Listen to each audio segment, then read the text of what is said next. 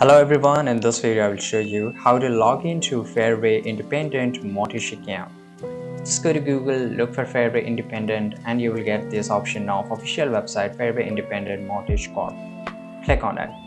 Once you click on it, it will just take a few seconds, so patiently just wait here. Now on the top right you will see this option of get started. Click on it.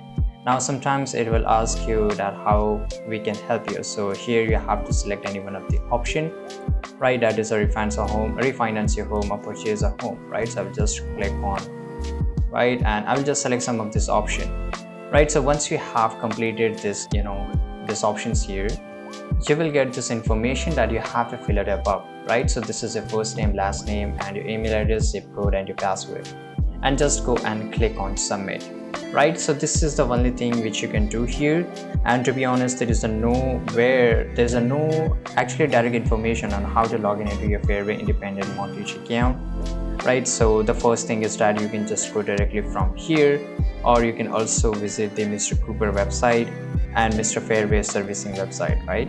So this is the direct information on logging into Fairway Independent Mortgage account. I hope you found this video very useful. Subscribe.